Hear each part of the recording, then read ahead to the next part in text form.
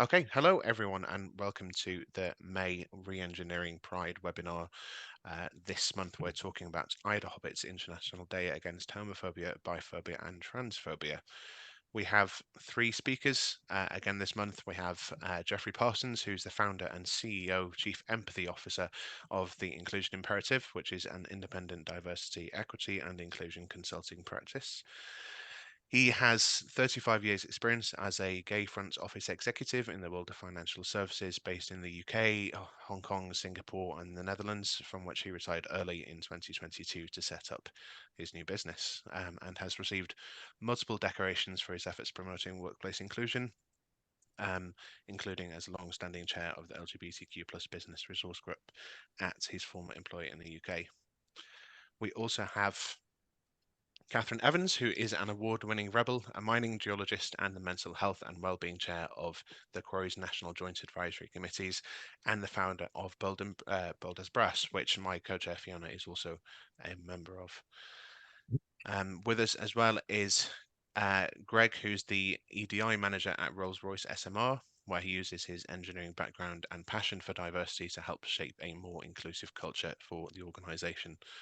That's a brief description of all of you, but I'll let you introduce yourselves in a bit more detail as well. Jeffrey?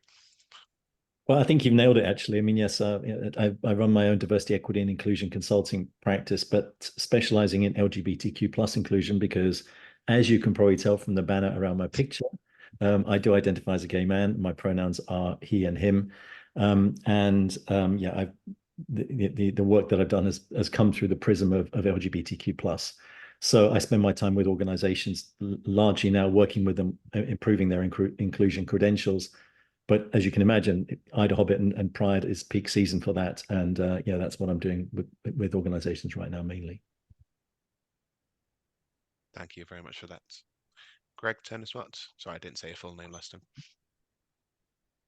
No problem. Thank you. Yeah, so Greg Turner-Smart, ED&I manager at Rolls-Royce SMR. As Poggy said, my background's in engineering. I worked in engineering predominantly in the civil aerospace sector. But things for me started to change in 2015 when I set up and launched the LGBTQ plus employee network in Rolls-Royce PLC. Not only was that quite successful, but also it really highlighted to me the importance of being passionate and enthusiastic about your work. And as I found myself more and more enthusiastic and passionate about the ED&I work, I gradually did more and more, ultimately leading myself to a full-time position as the global D&I lead in Rolls-Royce PLC. More recently, 2022, I took the opportunity to move across to Rolls-Royce SMR, which is in the nuclear sector, where I'm accountable for our ED&I strategy here as a growing business of 600 people at the moment. Well, thank you very much. And Catherine?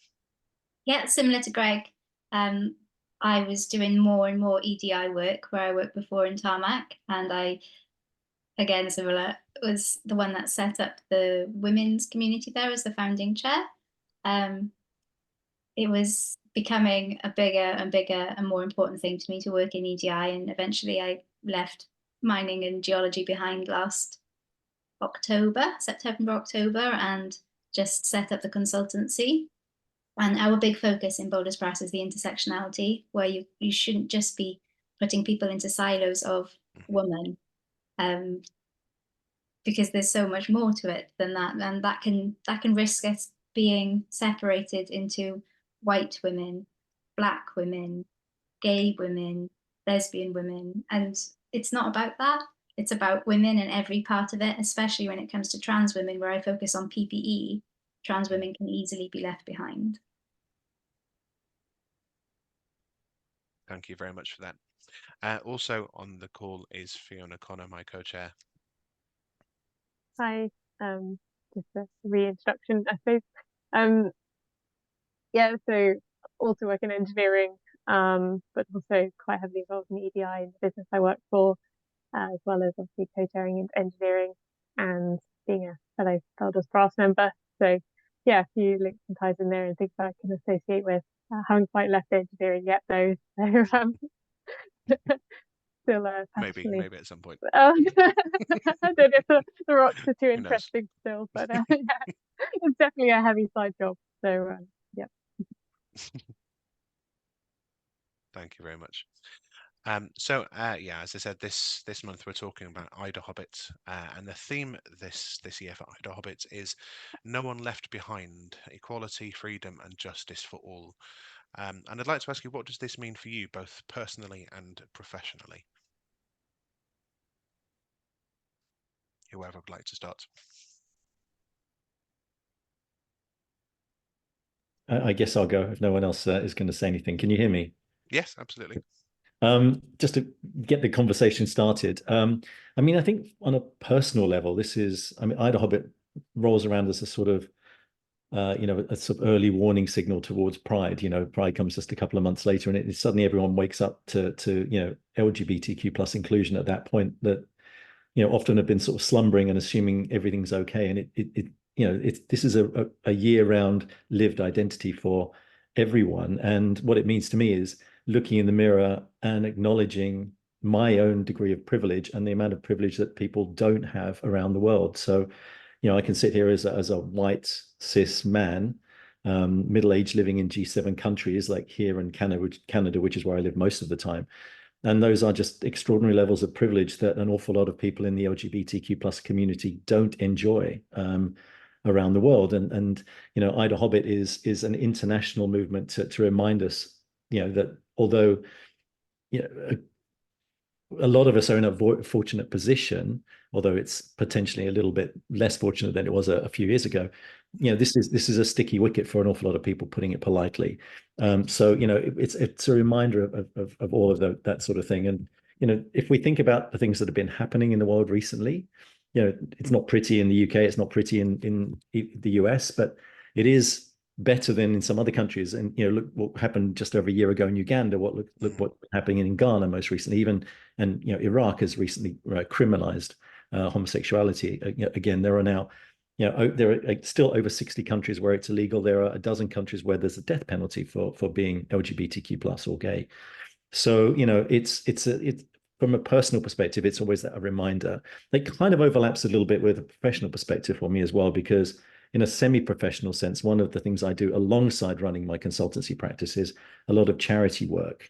And I'm on the board and I'm the treasurer of an organization called Give Out, which is a charity based in the UK, which facilitates charitable giving to activist LGBTQ plus causes around the world in countries where it is extremely hazardous to be LGBTQ plus, and helping them try to make progress, pushing in the right direction. So I'm very pleased to do that, and that's sort of a natural overlap, as I say, with my between personal and professional. But from a professional perspective, it resonates fully with the mission that I set myself when I set up the Inclusion Imperative a couple of years ago, which I gave it the motto, making the world a more inclusive place, one organization at a time. And on an organization level, leave no one behind, and organizations are the catalysts for change. They're going to outlast the politicians. They are the people who will have the influence, the entities that will be agents of change that we need to empower.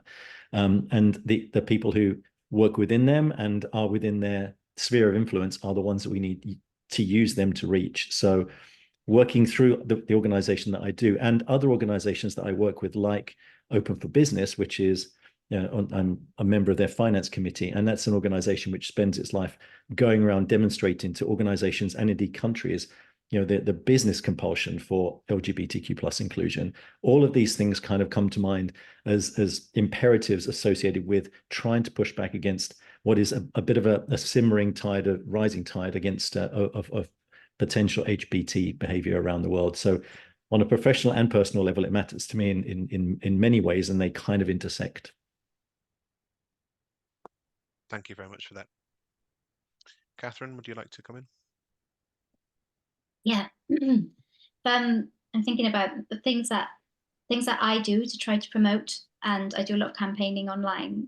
I do end up receiving a lot of anti-trans comments, which I think I sent a few to you before, haven't I, Fee? When I've been so irate and not really knowing what you say and what you do in this situation, other than you are so wrong and Boulder's Brass is not for you. So move along, because we aren't anti-trans at all.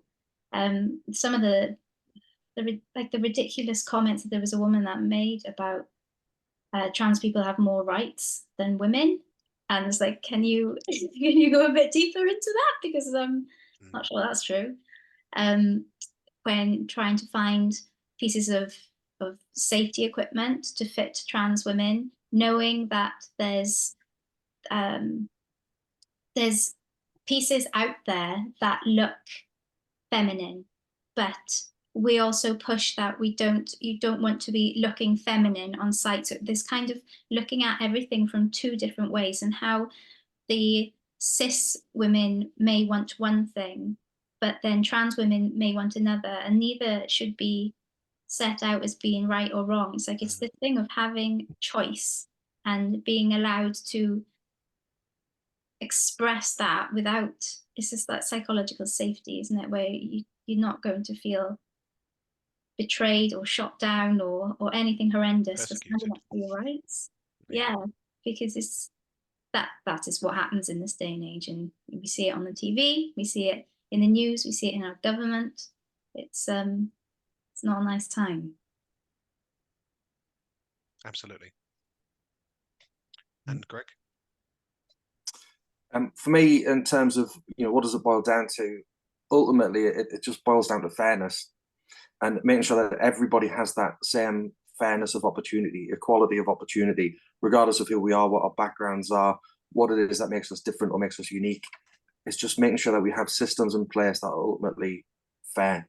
And that's difficult at the moment. And it's hard not to get into politics a little bit, but we have politics of division at the moment, politics of hate, where we have people in charge of our country and elsewhere in the world who are using that to try and generate votes. And it makes the conversations that we have really, really difficult.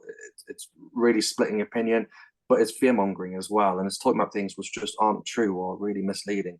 And I think for me, that equality, the freedom, justice for all, it's actually about having grown-up conversations on topics like adults who actually are considerate, listen to one another, and are willing to learn and compromise on some of our beliefs. And it works both ways, but looking at what's being said to try and actually create a more fair society where we respect and understand everybody just that bit better. Professionally, for me, I think it's also about actions rather than words. And Jeff touched on Pride Month around the corner. We'll see the rainbow washing, no doubt, coming out on the 1st of June. And that's fine, and I support that. I want to see companies showing their support, but I also want to see companies taking action to equality within their workplaces. And we've made a deliberate decision. We will change our logo for the month, but we're not going to do a post about it until the end of the month. And we'll use that post to talk about what we've done during June to support the LGBTQ plus community within our business. So rather than just words that anybody could say, actually we're going to reflect back what we've done. And I think for me, in a professional sense, it's creating those equal opportunities for progression and success for all employees. But really, it's the actions rather than words that we want to see. So now's the time to stop talking and start doing. Absolutely. I think that's very important. That's actually our topic for the Reengineering Pride webinar next month, is going beyond the rainbow, going beyond just changing your logo. What can you actually do that isn't just tokenistic, I suppose, just putting something up there. And I think that's a very good example, doing a post at the end of the month to draw attention to actual actions that companies have taken to try and make the working lives of LGBTQ plus people better. Yeah, and I think as we've all touched on here, we do need to acknowledge the current climate with the significant rise of hate crime for everybody in the LGBTQIA plus community, but especially the pushback against the rights of the trans community and for trans women in particular.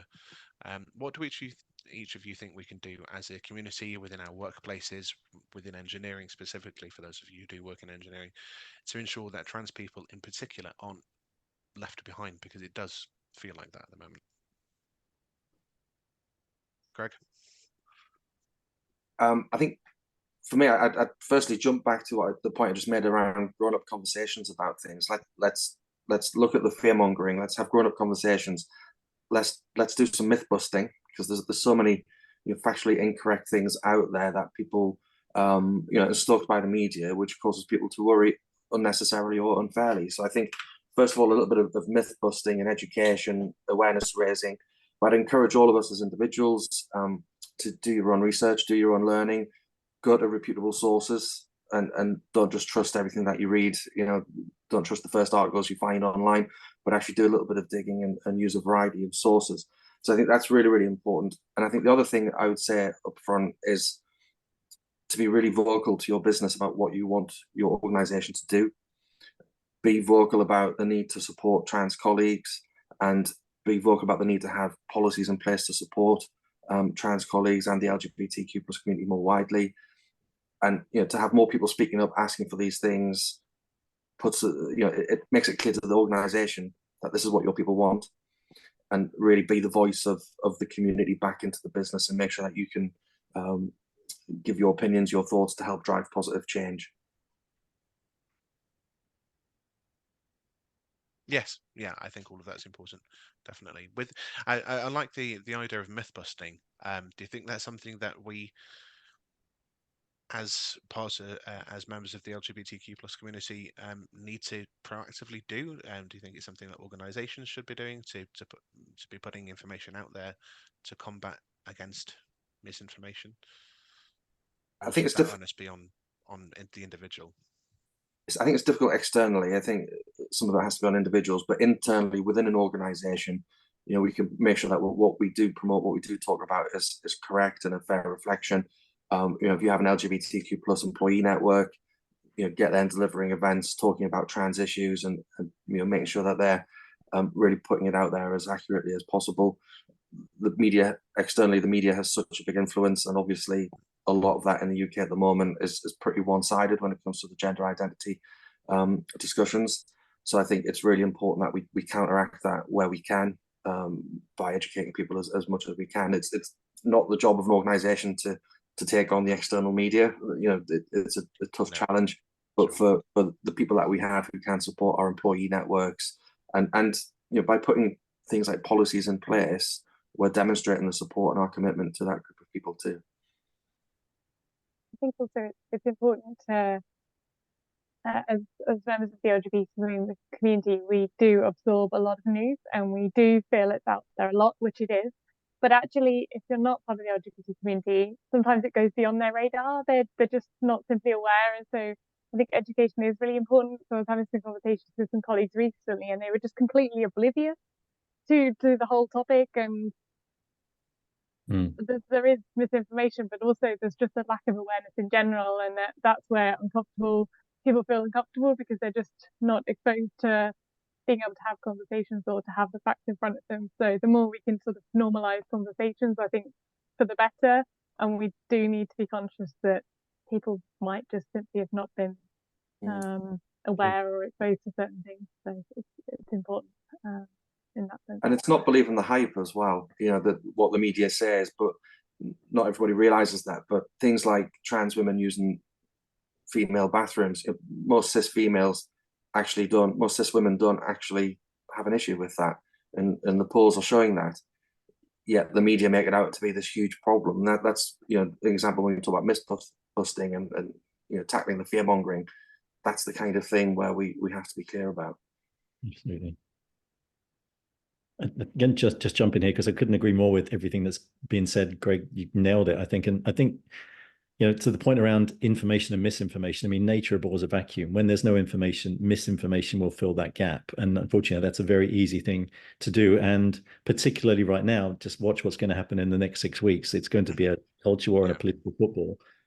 So, we need to do our best within the spaces that we can control, which are our workplaces. Yes, the outward facing part will be difficult, especially in the next 6 weeks, but that's a challenge we're up for. But within those workplaces, that's a captive environment that we can actually use as a catalyst for education and awareness. And I'm amazed how many times I come across people who still seem to think that people who wake up one morning and decide, if you're a born male, I'm going to be a woman today, as if it was just some whim, some fickle kind of, I just fancy that. And we've got to educate people around the fact that there's a lot more to it than that, apart from the obvious fact that no one in their right mind would choose that, because it's not exactly an easy path. just look at some research from Stonewall just a couple of years ago. Literally half of trans people experience suicidal ideation, which is about 10 times the rate of the general population. It doesn't make sense. I mean, we need to educate people to think about why people identify as trans. And I like to boil it down to some things that people just don't think about, like, what do we mean when we talk about a person? What is a person? And actually, a person is primarily their mind, right? That's where your thoughts are. It's where your personality is. It's where your characteristics form. It's where your intelligence is. Your body is actually just your life support machine. It's just keeping you alive, and your body is the support for your mind. So in those terms, actually, the mind is way more important than the body. It's what should predominate. So having gender identity in the mind, despite the fact that physiologically you may look different, it's wrong to deny that. It's a denial of agency. And you just need to understand that in that regard, trans is actually rooted in biology. It's not something which is a sort of a whim that people wake up with. And there's plenty of studies out there now which have looked at brains with gender dysphoria and showed just how different they operate, how they look under clinical conditions than brains which conform to genders or sex assigned at birth. And this is all to do with the fact that we all develop under the influences of testosterone and estrogen, and that's not a nice, easy picture. And that's why you get people who look very different, because you might get hypermasculine men, you might get hyperfeminine men, and vice versa in the female population. That's happening in your mind as well. If you've got a mind which sits in a male body but has had a lot of estrogen, in exposing it, or exposed to it during the course of gestation, the mind is going to develop that way, and that's going to come out at some point. And that's why people identify differently. And this is all very new and ongoing. The research is still going to have to develop over the years, but there is science about this. It is not a fickle thing. People don't wake up one day and say, I just feel like I'm going to be a woman today, if you're a man, or vice versa. So it's very important to educate so much. And we do need to think about trying to address those natural criticisms that people have got. I mean, I've mentioned the political football point. It's going to be, writ large in the next 6 weeks. But, what are gender critical people trying to argue for? And will they engage to have that conversation? Because I try an awful lot, but, things like, gender neutral bathrooms, for example. I mean, as Greg's just said, I mean, in that case, then everybody's got their own private space. It's not like it's just a big open space where everyone's going to the bathroom in front of each other. It's really no different to going in your own home, your private space. They're worried about children saying, well, puberty blockers, can have harmful effects. Well, the effects of puberty blockers, so the scientists tell me, I'm not a scientist, are reversible, whereas the effects of puberty are not. So, if you don't give them puberty blockers, then the ship has sailed, so at least this is something. But, I'm trying always to get engagement with people in the space who are trying to attack trans women, but they won't engage on these points. They're just, firing criticism from afar. And that is difficult, because we need to use a space that we control, because we can't control that. We need to use the space to educate and boost awareness and get rid of those horrible myths, so that people do understand that this is not something which, you should be shouting about through tabloid press. This is something which is really serious, about lived experiences. Half of trans people feeling like they're actually suicidal is not a trivial point, and it comes from all of this lack of information that we need to do our best to use the workspaces to push back against. Would you like to go in on that, Catherine? Yes, just seeing it from the ally and advocate point of view, is to be the noisiest ally you can, because there's pointless being a silent ally. You're no ally at all. And that's something that I see from just general feminist allies. Well, they are feminists, but there's just silence. There's just no noise. And like, if there is no noise, like you said, it's the vacuum where the mistruths will grow.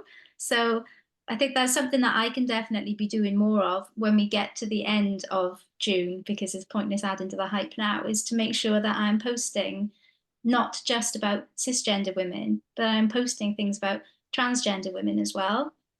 And there's something that we have been setting up in Boulders Brass with another group called Boulders Brass Voices, to give voices to people who maybe they aren't ready to come out, or like using their own images. to say whatever they want to say, or they feel they need to get something out but fear it coming back on them or their job, is that they have the Boulders Brass voice in a LinkedIn profile that they can share between them, and they can use that to say what they need to with an avatar or an image of their choice. But it's kind of that the building the courage up to be able to go and do it if they're ready, if they want to ever. So it's definitely something that I can use my privilege to do better as an ally. I think that's a very good point. And I was listening to another webinar earlier today where they were talking about allies, and it is it's much easier to be an ally when you don't actually have to do anything about it. When you start talking about topics like this, it does test test allies. But then, Foggy, then you're not actually an ally. Yeah. You can call yourself a supporter, but if you're a passive supporter, I always remind people, ally is a verb as well as a noun, right? It's if you can't call yourself an ally unless you're doing something. So I mean, there's the point that you shouldn't call yourself an ally. You should wait until you are called an ally by somebody from the community, rather than self-designating. don't award it to yourself. No, you need to earn it. Yeah, absolutely. And it's interesting how a lot of the conversation at the moment, and I think we've raised this point without trying to get too political. The topic has become very polarizing in the last few years, but the conversation seems to be predominantly about trans women, and particularly when we're talking about education, when you bring trans men into the conversation, not many people seem to have any idea about about that side of things, because all you're seeing in the media is the trans women side of the argument. Is that something that you have experienced? Any of you have experience with talking about the other side of the argument, the trans men side? Almost not at all. I mean, it's not the easy win, you see, because I mean, it's very easy. Particularly, I've seen an awful lot of the gender critical lobby, and sadly, that includes a lot of LGBT people who I would have hoped would know better, but they're being quite divisive and going after trans women through the medium of sport, because something which is as physiologically dominated as that, which as I say, we should be looking to the mind rather than the body, but sport gives you the opposite sure priority, right? And it just gives people to say, well, look, it's ridiculous. Why so it's an easy kind of like, it looks like an easy nail to bash away at with your hammer. So that gives them a nice easy win. They're not going to have that argument the other way around. So why would they do that? And I find that quite sad. But no, I mean, I know plenty of trans men and plenty of trans women, and yeah, they're very, very different experiences. For me, it's the perception of threat that comes from the individuals, and linked to what Jeff's saying there. And in the media, creating that division, trans women are seen as a threat because they're perceived to be more masculine. They'll be stronger in sport, and therefore they'll be more of a threat and more of a chance of them winning. Whereas the other way around, someone born female will not be perceived as a threat in the same way to male athletes. And it's the same with the bathroom situation. Trans women will be perceived as more of a threat, whereas men will not feel threatened by someone born female coming into a male bathroom. And I think that's what it boils down to, is what's the size of that threat or perceived threat, and playing into that to then create that division through the media.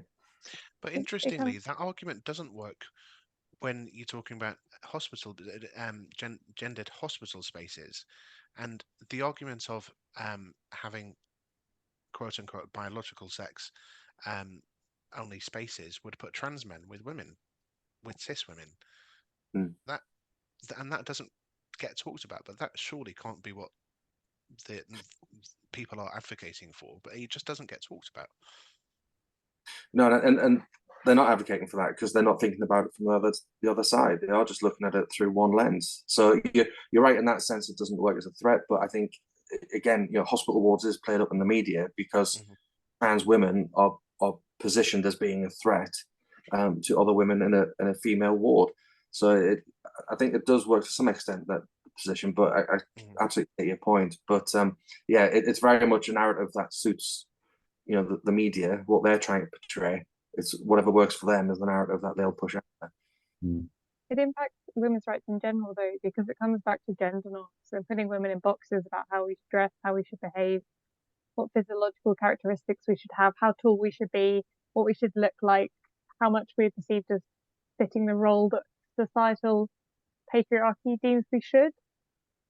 It hence why it's fundamentally right for cis women to deny any of the arguments, because it's a negative impact on all of us as women. If you're trying to claim that a woman should look a certain way, act a certain way, behave a certain way, it fundamentally affects all of us. And I think that is the argument we've just got to push back on, as opposed to because it's the opposite of inclusion, right? I mean, inclusion is all about difference and not homogeneity. So yeah, I completely agree with what you're saying there, Fee. That's just crazy. And what annoys me as well, or irritates me, is the fact that there seems to be this inference that it's women who are driving the anti-trans, horrible diatribe that's happening, and that is not true. I mean, there are small pockets of both men and women, but certainly it's crazy. I mean, I know a ton of lesbians, and there's always this theory out there: lesbians are very anti-trans because they're trying to sort of and I don't know anyone. It's crazy. I know tons and tons of lesbians, and they're all very trans inclusive. But there's this tiny little pocket which is skewing the view into, but that's how it works in media, in social media, and in old media as well, because it's just not interesting if that's the story, right? So good news is no news. And the allies aren't making enough noise on the other side. It's that thing of like the noisy minority, and the noisy minority is the only noise you hear. So then you just think that this is the building thing because of that. Yeah. Well, the part of what Fee said about having to fit into these certain gender roles is something that I guess me and Fee get a lot of kickback on hostile sexism, because we don't fit the role. And for women to see other women who don't fit the role, it's like we're so united. It just seems like this really isn't coming from women, and then it's an odd one. Like if I just can't work it out in my brain. It's usually you can sort of string things together that these people aren't fitting in these boxes, but the thought of them being an actual physical threat to a man, he seems to be worried more about the woman in the woman's toilet than the woman's worried herself. Yeah. But isn't actively campaigning for abortion rights or safer streets or any of the true issues that impact women's safety? Better PPE, come and shout really loud about that if you'd like to, but you just don't see them. It's a much better news cell to pick on the vulnerable members of our community. Really cross about bears in the forest instead. To Greg and to Catherine in particular, do you think that the historical macho masculine culture within engineering would skew? I mean, we're talking about psychological safety and about the percentage of certain communities having suicidal ideation. No, the rate of there have been studies done by Equal Engineers and others looking at toxic masculinity in engineering, and the rates of men in particular, the suicide rate being higher in engineering than outside of engineering. I don't know if we have any data on the trans community within engineering particularly, but do you think that culture within engineering is holding us back? I would say that from my side of meeting engineers personally, I haven't found a majority to be that kind of old school macho. They've been, through my generation and the elder engineers, they've been very progressive, and they would like the mindset has been as you would expect of a millennial from my age. But the groups that they work around, because engineers just dropped into something, are they, to go and fix the problem, that isn't a nice environment. That is toxic and recessive. It's just not. I think that would definitely be something that isn't helping the situation. And by being placed, if you are a trans person, being placed into that, or finding yourself inside one of these pockets and zones of that kind of hostility towards anybody who's different.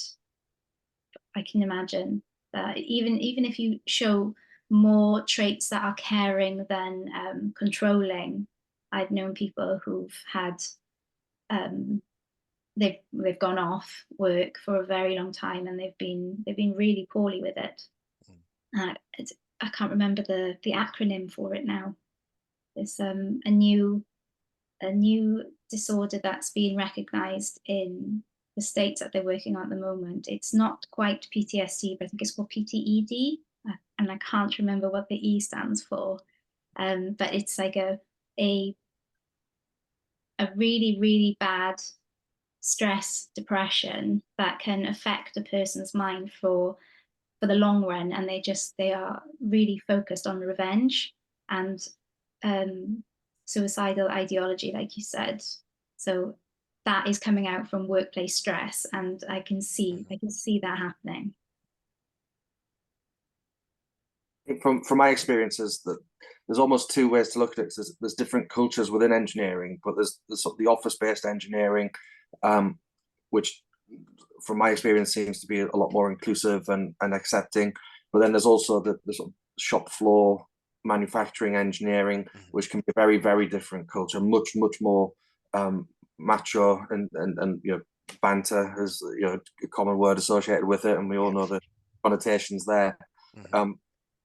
So that there's different types of engineering, different kinds of cultures, even within the same organization, where we have manufacturing and office-based engineering.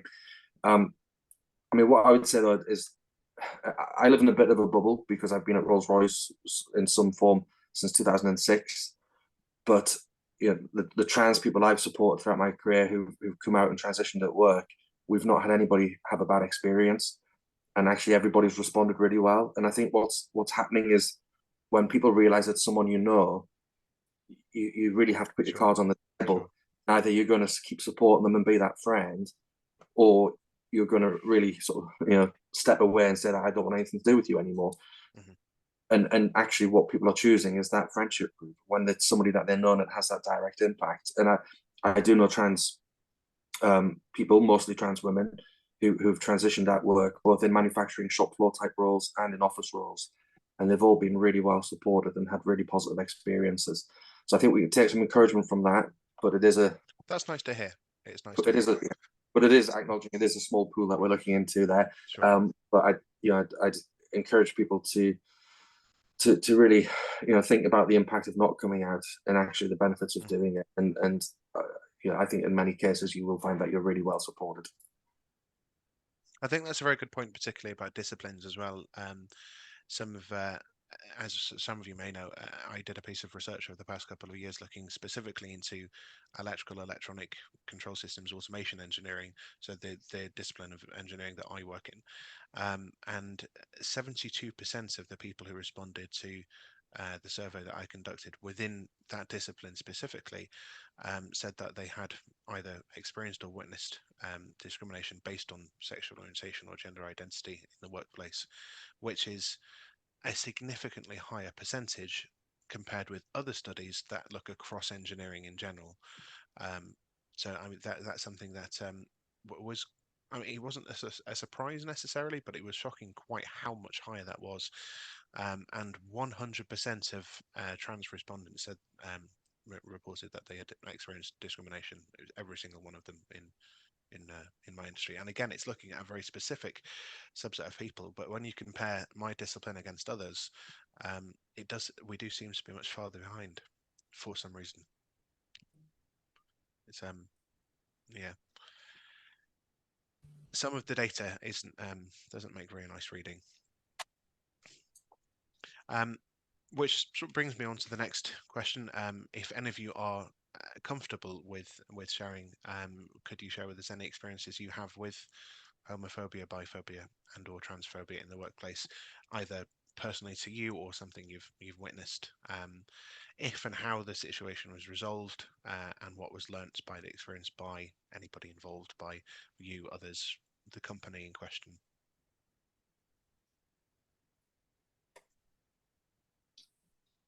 In my personal life, I think I've been quite fortunate. I've not really experienced that directly. The odd comment here and there, or the odd stare or whatever, but nothing, you know, particularly aggressive or that I felt I couldn't cope with. And I do acknowledge how fortunate I've been for that. At work, it's more microaggressions, I think, that I've experienced rather than full-on homophobia. I do remember one instance in a meeting where a senior leader who knows that I'm gay, he used the phrase, "That's a bit gay," in the session, and that really disappointed me to hear a senior leader say that. He got a stare across the table, and he felt uncomfortable when he realized what he'd said and done, and saw the stare that I was giving him. And sometimes that's all it takes, is just a bit of a raised eyebrow and a look. And he actually came and apologized to me afterwards. And yeah, I suspect he's never done that again. That's possibly the worst I've personally experienced. You know, tells me I've been really fortunate, actually. There is another incident I'm aware of that involved a tool called Yammer, which is a bit like Facebook for the workplace, if people aren't familiar. And we did have a situation a couple of years ago with people expressing their religious beliefs, but in a way which was quite homophobic. And it was dressed up as, "I'm entitled to my opinion." And that was quite important to see, because it was certainly impacting other people quite directly, and you know, really uninclusive behaviours going on in terms of sharing opinions that people would know would hurt and upset others who would be reading it, and to see it dressed up as, "That's my opinion, therefore I can say what I want." I don't really think that's an acceptable excuse, especially in the workplace. Most companies have policies in place around respectful behaviour, ED&I policies, and if you know you're going to upset somebody with what you're saying, whether that's because it's homophobic, transphobic, or anything else, you shouldn't really be saying that in the workplace, I don't think. But yeah, I do acknowledge, I think I've been fairly fortunate on that front over the years. Yeah, it sounds like it. But perhaps that speaks volumes to the companies you've worked at. Yeah, I mean, let me come in a little bit here, just because, I mean, like you, Greg, I mean, I think I've been relatively fortunate in as much as that it hasn't been an enormous amount of it, but a lot of that was almost by self-selection, because I wasn't out for half of my career. And that's because of the environment that I grew up in. So I'm a bit of a fossil. I started my career back in the 80s. And you know, in London in the 80s, or in the UK in the 80s, you know, you need to understand, those of you who are too young to understand what it was like then. This was the peak of the HIV/AIDS epidemic. I mean, it was an absolute death sentence if you got it, and it was social pariah. You know, it was, you know, the heavy association, of course, with being LGBTQ plus, and it was seen as a bubonic plague thing. And in the British Social Attitude Survey of 1987, which I often use in the work that I do now, 75% of the British population said that being gay was either always wrong or mostly wrong.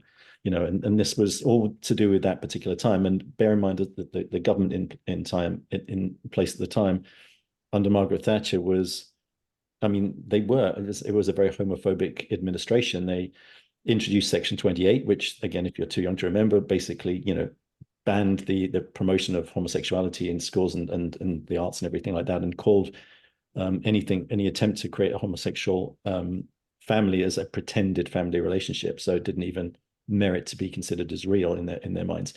And as a result of that, if you were gay, like I was, you didn't come out. So yeah, I didn't suffer from homophobic bullying because no one knew I was gay. I was forced to stay in the closet for the first half of my career. So, you know, that was detrimental to my mental health. It was detrimental to the teams I worked in, because I didn't participate in a whole bunch of things. And, you know, it was just such a bad thing all around. But that was the defense mechanism. The covering was your salvation from what would inevitably have been a really, really unpleasant time. And, you know, things got better, of course, you know, later, you know, in later in the career, and when I finally did come out. But I remember after I moved to Asia, and I was in Asia for 14 years between Hong Kong and Singapore. And I remember in Singapore, where it was still illegal to be gay at the time, although it was never enforced, that law was never enforced. I actually remember, you know, once somebody found out at work that I was gay, because I didn't hide it at that point anymore, genuinely trying to persuade me over a conversation that what I was doing was wrong. You know, almost trying to change my behavior through preaching. And I was like, I mean, it's absurd when you look back at it, but I mean, that is extremely homophobic to actually just basically try to guilt me into saying, yes, actually what I'm doing is just really, really, that's just evil, isn't it? And I couldn't believe that was even happening in the workplace. But that was a very micro, that's not a microaggression, but it was a micro instance. Sure. But then for the rest of my career, I spent most of it on trading floors, and trading floors are variations of some of the things that we've talked about in like building sites and engineering departments and stuff like that. They're extremely, brazenly kind of blokey type places, and any difference is the source of, it's a bit like the playground. You're just picked on. And I heard plenty of comments from directed at myself, but also at other people, which were not limited to being LGBTQ plus, but that was clearly an easy win. And the what it did for me was it totally galvanized me to do the work that I do now. And I spent the last 15 years trying to actually educate people around the effect of exclusion in the workplace, which is not great for anyone, including the people who are doing the excluding, because they're missing out on an awful lot of the value of the difference that they should be taking advantage of. So the effect of it was to help me help them learn, but it was a very roundabout way of going about that, and it was a painful process to go through in the meantime. But I didn't have anybody call me anything like any abusive words or anything like that. It was all very kind of micro backstabby kind of horrible kind of whispers, but it was enough to make you feel very uncomfortable and very othered. And for me, the effect was to let's do something about it, and so I did. Wow. Thank you for sharing that. It must have been, I mean, I was born in 1990, so it's yeah, part of that I can't really relate to. Growing up under Section 28, I certainly remember, and yeah, that's kind of poignant, really, with things that are happening political at the moment, with what's being dubbed as Section 28, version 2. Yeah. Catherine, is there anything you'd like to say on this? There's never been anything big that I've seen. There's been language that I've picked up people for, and like people saying, like Greg said, that's a bit gay. Picked up that many, many times. Even like messages that I get from my friends, and like, you don't ever say that again. Because they're like, oh no, it's fine if you grow up through the 90s. It's not. It's not fine. Why does that make any difference? But it's that I've been on a hen do before, and that we've had to move because it was for one of my best friends who was getting married to another woman, and there was a few lesbian women in the group, but not full. So I didn't get the vibe, but there was a lot of them like, we need to leave now because it's not safe. And I was like, I'm used to not feeling safe when we go out, but I felt as cisgender heterosexual woman in that point felt safe, but they didn't. So we moved and went to a gay club instead, and they were happy and felt like everything was fine there. Just like that's something that completely went over the top of my head, and usually feel pretty bad afterwards that I've missed out on this. And how many times have I done something where that I've let that happen because I didn't realize that situation was going on around me. So yeah, I'm usually the gobby one that's just like, no. I think experiences like that can help, though, because it helps you understand when you have similar conversations with men about the importance of women in engineering, and being able to understand that perspective of that's something they potentially just had never considered. Yeah, and these women, it was a rugby team. We were out with a rugby team. These women were strong women, Yeah. women, no fear, and still they're like, we need to move from here. This isn't a safe environment. Yeah, it's interesting. Yeah, I mean, if full disclosure, I have not had similar experiences to to a lot of you. I've experienced a lot of discrimination in my time. Potentially this comes back to why I did research on my industry in particular, but I mean, I've had to leave a job because of homophobia. I've had managers at work events tell me in front of other people that gay people shouldn't have the same human rights as straight people.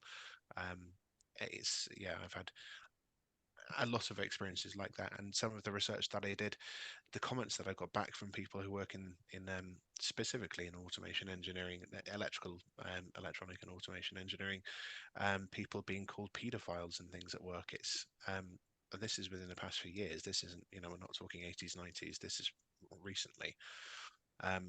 So I mean, I think engineering has a long way to go, but it's nice that things aren't as bad as they were.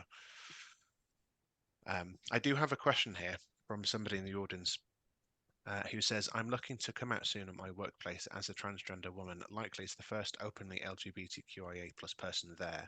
Do you have any advice on how to help steer business/EDI policies as an individual, where managements are generally cooperative but are unaware of LGBT issues? Anybody like to come in on that? I think for me, I think the first thing I would recommend is to sit down with your HR manager, HR business partner, and have those open and honest conversations with them. They will almost certainly be an ally to you and a big support. They will play an important role in your transitioning at work. They work in HR because they care about people, but they'll have influence over policy as well and make sure that things are put in place, and they'll play a huge role throughout your transition.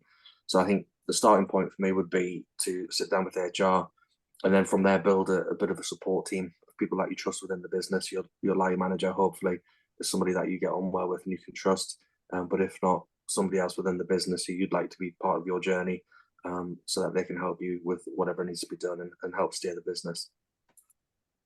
Yeah, I would agree. I mean, not necessarily in the same order, to be honest. I think it's about creating a safe space for yourself, which is going to vary circumstance by circumstance, depending on who you know and what resources are available. You definitely need, as Greg says, to reach out to HR. And if you've got an HR business partner, someone who really is going to be helping you through the process. But even before that, I would try to create a safe space for yourself through, anyone that you think would be a potential ally. To the point that Catherine is making, allyship is critical here. If there is an employee resource group that, there's somebody there that you would trust as a confidant, then, that might be the person you want to go and, get yourself kind of just up for the fight, because there's going to be, a bit of a battle, and you need some people that, are just going to have your back in all circumstances. Now, there will be people that you want to have your back later, more formally, as I said, in HR, and people in the business who are going to have to, champion your cause.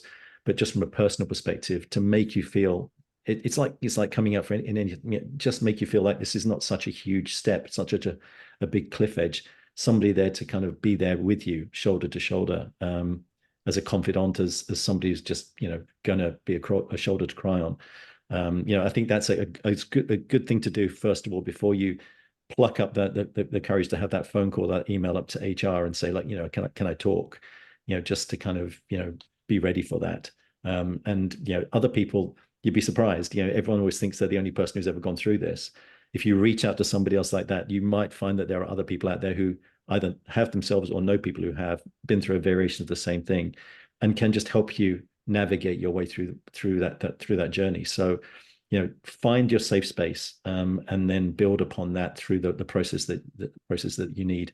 It's a journey, but it has to be your journey. You need to look at what the situation is that you're in, and build a safe space that fits that situation.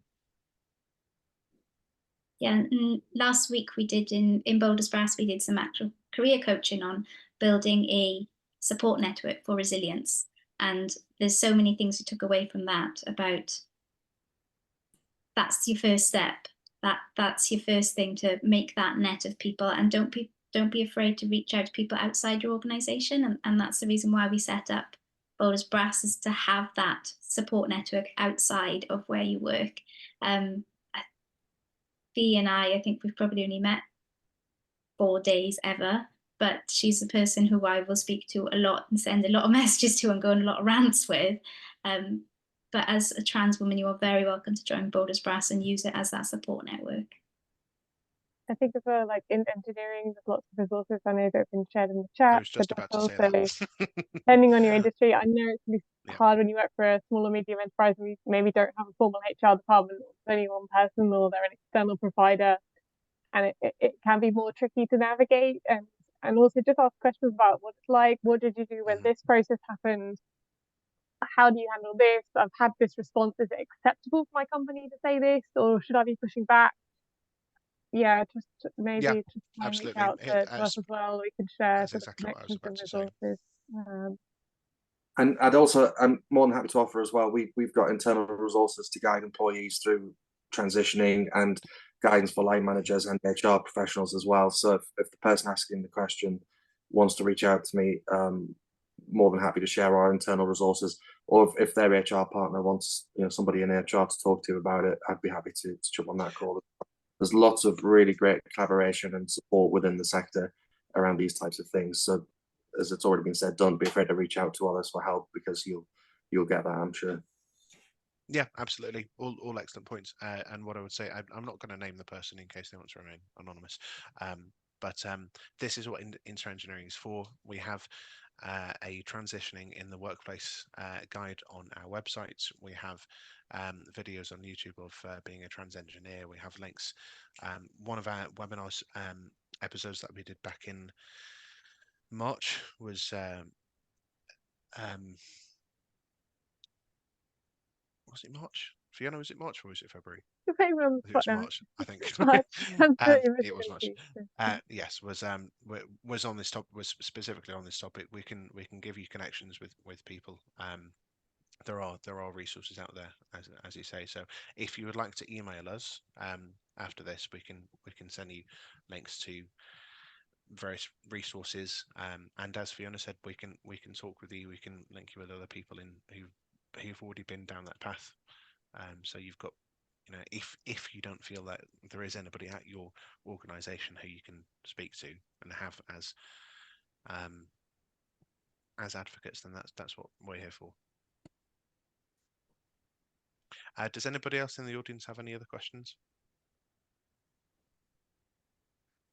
Do you have any questions you'd like to ask, Fiona? No.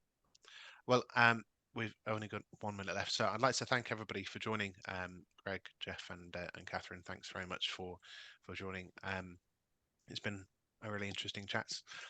Next month, I believe it will be the 27th of June. We have another talk on going beyond the rainbow. We were touching it today, but essentially doing more than just changing your company logo, and we have a great set of speakers set up for that as well. Also, we're at Birmingham Pride on Saturday, this Saturday, and we're also doing Pride in London. So if anybody would like to join us for either of those, then you are very welcome, and you can visit our website for more details. Thank you very much. Thanks, appreciate it. Thanks, everyone. Thank you all.